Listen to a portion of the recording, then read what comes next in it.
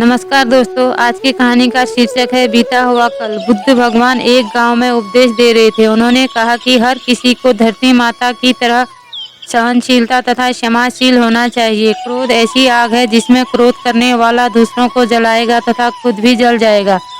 सभा में सभी शांति से बुद्ध की वाणी सुन रहे थे, लेकिन वहां स्वभाव से ही अति क्रोधी एक ऐसा व्यक्ति भी बैठा हुआ था जिसे ये सारी बातें बेतुकी लग रही थी। वह कुछ देर ये बातें सुनता रहा, फिर अचानक ही आग बबूला होकर बोलने लगा, तुम पाखंडी हो, बड़ी बड़ी बातें करना यही तुम्हारा काम है। तुम लोगों को भ्रमित कर रहे हो। तुम्हारी ये बातें आज के समय में कोई मायने नहीं रखती। ऐसी कई कटु वचनें सुनकर भी बुद्ध शांत रहे। अपनी बातों से ना तो वह दुखी हुए, ना ही कोई प्रतिक्रिया की। यह देखकर वह व्यक्ति और भी क्रोधित हो गया और उसने बुद्ध के मुंह पर थूककर वहां से चला गया। अगले दिन जब उस व्यक्ति का क्रोध शांत हुआ तो उसे अपने बुरे व्यवहार के कारण पछतावे की आग में जलने लगा और वह उन्हें ढूंढते हुए उसी स्थान पर पहुंचा। पर बुद्ध कहाँ मिलते, वह तो अपने शिष्यों के साथ पास वाले एक अन्य गांव निकल चुके थे। व्यक्ति ने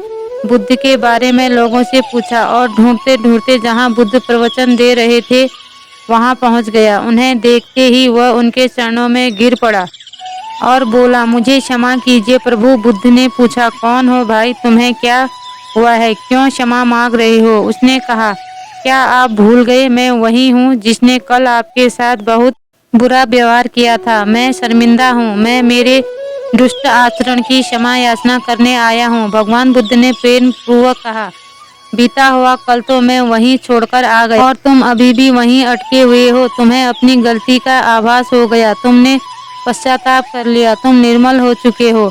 अब तुम आज में प्रवेश करो। बुरी बातें तथा बुरी घटनाएं याद करते रहने से वर्तमान और भविष्य दोनों बिगड़ जाते हैं। बीते हुए कल के कारण आज को मत बिगाड़ो। उस व्यक्ति का सारा बोझ उतर गया। उसने भगवान बुद्ध के चरणों में पकड़कर क्रोध त्याग का तथा क्षमाशीलता का संकल्प लिया। बुद्ध ने उसके मस्तिष्क पर आशीष का हाथ रखा। उस दिन से उसमें परिवर्तन आ गया और उसके जीवन में सत्य, प्रेम व करुणा की धारा बहने लगी। मित्रों, बहुत बार हम भूत में भी की गई किसी गलती के बारे में सोचकर बार बार दुखी होते हैं और खुद को कोसते हैं। हमें ऐसा कभी नहीं करना चाहिए। गलती का बोध हो जाने पर हम उसे कभी न दोहराने का संकल्प लेना चाहिए और एक नई ऊर्जा के साथ वर्तमान को सुदृढ़ बनाना चाहिए।